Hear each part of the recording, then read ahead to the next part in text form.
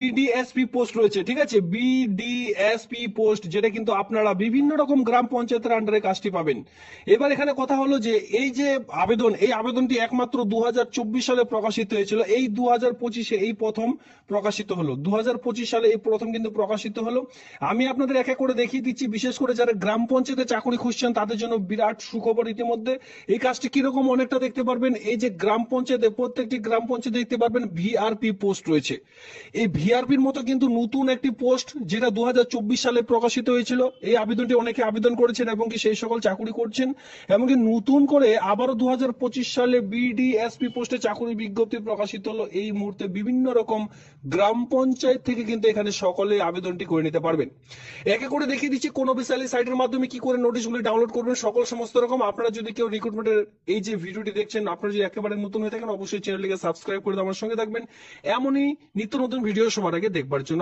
রিক্রুটমেন্টের নোটিশটি download করবার জন্য আপনাদের সবার প্রথমে যে অফিসিয়ালি সাইট ভিজিট করতে হবে সেটা হচ্ছে department of panchayat rural development government of West বেঙ্গলের যে অফিসিয়ালি সাইট, সেই সাইটে দেখতে পাচ্ছেন আমি কিন্তু অলরেডি ভিজিট করে আছি। এই সাইটের মাধ্যমে আপনারা নোটিশটি ডাউনলোড করতে পারবেন। রিক্রুটমেন্টের যে নোটিশ, সেই নোটিশটির মধ্যে যাওয়া যায়। সবার প্রথমে দেখিয়ে দিই, এই যে রিক্রুটমেন্ট আপনারা দেখতে পাচ্ছেন, আমি নোটিশটির মধ্যে চলে এসেছি। এই রিক্রুটমেন্টের নোটিশটি প্রকাশিত হয়েছে 1/7/2025 তারিখ, এই মাসের 1 তারিখে এই আবেদনটি কিন্তু শুরু হয়েছে। যেটা আপনারা দেখতে পাচ্ছেন বিডিএসপি পোস্ট, এখানে কিন্তু অন স্ক্রিনে অলরেডি দেখতেই পাচ্ছেন এই পোস্টের জন্য এই যে আবেদন, এই আবেদনটি কিন্তু শুরু হয়েছে। এবার এখানে এই যে বিডিএসপি পোস্ট রয়েছে, এই বিডিএসপি পোস্টের জন্য আবেদন করার জন্য আপনাদের বয়স যেটা প্রয়োজন হবে 21 থেকে 45 বছরের মধ্যে। দেখুন এখানে বলা হয়েছে অলরেডি বয়স আপনাদের ধরা হয়েছে 21 থেকে 45 বছরের মধ্যে। এবার যাদের 18 বা 18 প্লাস রয়েছেন তারা কিন্তু এই ভিডিওটি স্কিপ করে যেতে পারেন, কারণ তাদের জন্য এখানে কোন রকম পোস্ট নেই।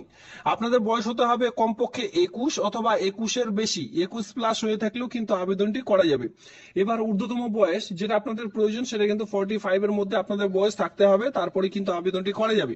তো এখানে দেখতে পাচ্ছেন বয়স যেটা চাইছে 21 থেকে 45 ইয়ার্সের মধ্যে।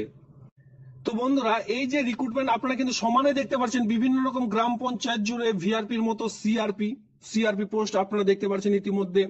এরপরে কিছুদিন আগে আনন্দধারা প্রকল্পের মাধ্যমে কিন্তু বিডিএসপি পোস্টে চাকরি বিজ্ঞপ্তি প্রকাশিত হয়েছে। বিভিন্ন রকম চাকরি বিজ্ঞপ্তি এই মুহূর্তে সমানে কিন্তু ধীরে ধীরে এই গ্রাম পঞ্চায়েত এলাকার মধ্যে প্রকাশিত হয়েই চলেছে। এবার আপনারা যদি বঞ্চিত হচ্ছেন আপনাদের গ্রাম পঞ্চায়েত থেকে, তো সেক্ষেত্রে কি করবেন, সবার প্রথমে আপনাদের যে গ্রাম পঞ্চায়েতের নাম সবার প্রথমে লিখবেন আপনার ডিস্ট্রিক্ট। তাহলে আমাদের খুঁজতে সুবিধা হবে যে আপনি কোন ডিস্ট্রিক্ট থেকে আর কোন গ্রাম পঞ্চায়েত থেকে আবেদনটি মানে এই সকল আবেদন খুঁজছেন। তো সবার প্রথমে আপনারা কি করবেন, আপনার ডিস্ট্রিক্টের নামটি লিখলেন কমেন্ট সেকশনে, এরপর আপনাদের গ্রাম পঞ্চায়েতের নামটি লিখলেন। এতে করে আমাদের সুবিধা হবে আপনি কোন জেলা থেকে ভিডিওটি দেখছেন এবং কি কোন গ্রাম পঞ্চায়েতের আন্ডারে এই সকল চাকরি বিজ্ঞপ্তি খুঁজছেন। কারণ কি 2025 সালে এইভাবেই কিন্তু ধীরে ধীরে যতগুলি গ্রাম পঞ্চায়েত রিক্রুটমেন্ট রয়েছে এইভাবে কিন্তু কমপ্লিট করা হয়ে থাকবে। এই মুহূর্তে 101 খানা গ্রাম পঞ্চায়েতের চাকরি 110 খানা গ্রাম পঞ্চায়েতের চাকরি বিজ্ঞপ্তি প্রকাশিত হয়েছে। আপনারা যদি না দেখে থাকেন সেই সকল গ্রাম পঞ্চায়েত ভিত্তিক চাকরির বিজ্ঞপ্তি, অবশ্যই চ্যানেলে ভিজিট করে এক এক করে দেখে আসুন। প্রচুর গ্রাম পঞ্চায়েত ভিত্তিক কিন্তু এই মুহূর্তে চাকরির বিজ্ঞপ্তির আবেদন চলছে। তো আজকের যে চাকরি বিজ্ঞপ্তি রয়েছে এটা কিন্তু অফলাইনের মাধ্যমে, কারণ আমি বারবার বলে থাকি গ্রাম পঞ্চায়েত বিভিন্ন রকম চাকরি বিজ্ঞপ্তি বেশিরভাগই কিন্তু অফলাইনের মাধ্যমে কমপ্লিট করা হয়ে থাকে। এখানে দেখতে পাচ্ছেন প্রত্যেকটি যে অ্যাপ্লিকেশন যে ফিলটি করবেন প্রত্যেকটি কিন্তু ব্লক লেটারে ফিল আপ করতে হবে। এরপরে দেখতে পাচ্ছেন নেম অফ দ্য ক্যান্ডিডেট, এখানে আপনার পুরো নাম বসালেন যেটা কিন্তু ব্লক লেটারে, আর এই যে ফিলটি করবেন এটা কিন্তু মাধ্যমিক পাস অনুযায়ী ফিল করতে হবে। এখানে আপনারা দেখতে পারবেন ফাদার্স অথবা হাজবেন্ডের নাম বসাতে পারবেন, বিবাহিত মহিলাদের ক্ষেত্রে হাজবেন্ডের নামও বসাতে পারেন, কোনো রকম অসুবিধা নেই। ডেট, মান্থ, ইয়ার একে করে দেখতে পাচ্ছেন, সবার প্রথমে ডেট, এরপরে মান্থ, এরপরে ইয়ার, যেটা আপনাদের বসাতে হবে এমপি মাধ্যমিক পাশের এডমিট কার্ড অনুযায়ী। এরপরে কি বলা আছে এখানে লক্ষ্য করুন, এখানে বলা আছে যে 1 জানুয়ারি 2025 অনুযায়ী টোটাল কত বছর বয়স চলছে আপনার সেটা কিন্তু ক্যালকুলেট করে বসাতে হবে, কারণ এখানে যে বয়স সেই বয়সটির ঊর্ধ্বতম বয়স হয়ে থাকলে আর আবেদন করা যাবে না। এরপরে চলে আসবো পার্মানেন্ট অ্যাড্রেস, আপনার স্থায়ী ঠিকানা। ফার্স্ট অফ অল রয়েছে ভিলেজ, আপনার যে গ্রামের নাম সেই গ্রামের নামটি এখানে বসালেন। আর এই যে ফিলগুলি করবেন প্রত্যেকটি কিন্তু বারবার করে বলে থাকি যে ব্লক লেটারে ফিল আপ করবেন। এরপরে দেখতে পাচ্ছেন আপনার যে গ্রাম পঞ্চায়েত থেকে এই চাকরিটি খুঁজছেন সেই গ্রাম পঞ্চায়েতের নাম বা আপনার গ্রাম পঞ্চায়েতের নাম এখানে দিতে হবে। এরপরে আপনার পোস্ট অফিস, এরপরে আপনার ব্লকের নাম, ঠিক আছে, আপনি যে ব্লকের আন্ডারে বসবাস করছেন সেই ব্লকের নাম। এরপরে ডিস্ট্রিক্ট দেখতে পাচ্ছেন, আপনি যে ডিস্ট্রিক্টের অন্তর্গত রয়েছেন সেই ডিস্ট্রিক্টের নাম এখানে বসিয়ে দিলেন। সর্বশেষে আপনারা দেখতে পাচ্ছেন পিনকোড এবং কি স্টেট।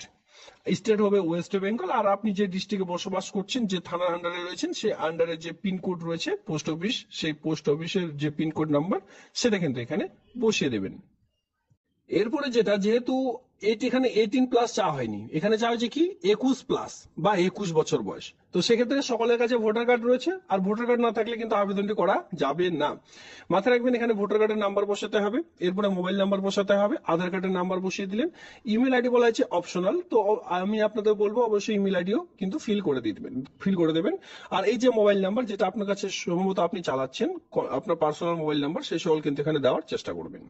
এরপর এখানে আমি আপনাদের দেখাবো যে এডুকেশনাল কোয়ালিফিকেশন, শিক্ষাগত যোগ্যতা কি প্রয়োজন, সেই অনুযায়ী কিন্তু আপনারা এখানে এক এক করে ফিল করে দিতে পারেন। ফার্স্ট অফ অল দিতে পারেন মাধ্যমিক pass, name of the college, এখানে দেখতে পাচ্ছেন আপনি যে মাধ্যমিক পাসটি করেছেন যে বোর্ডের আন্ডারে বা ইউনিভার্সিটির আন্ডারে, সেই এখানে দেখতে পাচ্ছেন নেম অফ দ্য কলেজ, আপনার সেই স্কুলের নাম বসাবেন। নেম অফ দ্য ইউনিভার্সিটি, আপনার সেই ইউনিভার্সিটির নাম এখানে বসাতে পারেন, বা বোর্ডের নাম, ইয়ার অফ পাসিং, কত সালে পাস করছেন, কত পার্সেন্টেজ নাম্বার নিয়ে পাস করছেন, এভাবে করে এইচএস, এভাবে করে আপনার কিন্তু বিএ পাস পর্যন্ত ফিল করতে হবে। নিচের দিকে চলে আসুন, এখানে আপনারা দেখতে পারবেন আপনাদের যদি কোন রকম এক্সপিরিয়েন্স থাকে, সেই সকল এক্সপিরিয়েন্স এখানে ইয়েস দিয়ে কিন্তু বাকি এখানে দিতে হবে, 1 বছর নাকি 2 বছর, এই সকল আপনাদের ফিল করতে বলা আছে। যাদের এক্সপিরিয়েন্স নেই তারা এই ঘরগুলি একেবারে ছেড়ে দেবেন বা নো লিখে রেখে দেবেন, ঠিক আছে। অ্যাপ্লিকেশন দেখতে পাচ্ছেন, অ্যাপ্লিক্যান্ট সিগনেচার, এখানে পুরো সিগনেচার করে দিয়ে full name in the applicant, এখানে আপনার পুরো নেমটি লিখবেন, উপরে দিবেন সিগনেচার, যে সিগনেচার করছেন, আর নিচে দিবেন আপনার পুরো নেম, ঠিক আছে। এবার ডেট প্লেস দিয়ে এর সঙ্গে যাবতীয় ডকুমেন্টস একসঙ্গে অ্যাটাচ করে দিয়ে আপনার কিন্তু ফর্মটি জমা করে দিন নির্দিষ্ট সময়ের মধ্যেই, তাহলে আবেদনটি একেবারে কমপ্লিট হয়ে যাবে। Date of receiving of the application, এখানে আপনারা দেখতে পাচ্ছেন অফিসিয়ালি টাইমে আপনাদের কিন্তু যে ফর্ম, সেই ফর্মটি জমা করতে যেতে হবে সকাল 10টা থেকে বিকেল 5টা পর্যন্ত, যে ফর্ম সেটা কিন্তু জমা করতে পারবেন। লাস্ট ডেট দেখতে পাচ্ছেন এই মাসের 10 তারিখ, 10/7/2025, মানে হাতে কিন্তু সময় দেওয়া হয়নি, শুধু আপনারা আপনাদের ব্লক অফিসে গিয়ে ফর্মটি জমা করে দেবেন।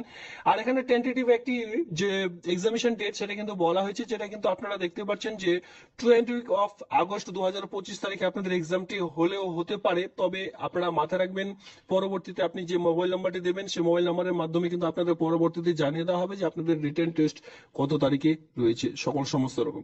এই যে এই কাজটি পেয়ে যাচ্ছেন আপনারা কোথায়, বাংলা সহায়তা কেন্দ্রের আন্ডারে কিন্তু এই কাজটি পেয়ে যাচ্ছেন। দেখুন, বাংলা সহায়তা কেন্দ্রের আন্ডারে কিন্তু এই যে এই কাজটি কিন্তু আপনারা পেয়ে যাচ্ছেন, যেটা কিন্তু খুবই গুরুত্বপূর্ণ একটি চাকরি বিজ্ঞপ্তি। আমি আপনাদের অন স্ক্রিনে দেখিয়ে দিলাম যে ঠিকানা বা যে অ্যাড্রেস আপনাদের পাঠাতে হবে, এই হচ্ছে পুরো ঠিকানা, অন স্ক্রিনে আপনারা দেখতে পাচ্ছেন। আপনারা আপনাদের জেলার নাম ভিডিও নিচে কমেন্ট সেকশনে কমেন্ট করুন, যখনই প্রকাশিত হবে আমি কিন্তু এক এক করে ভিডিওর মাধ্যমে তা জানিয়ে দেবো।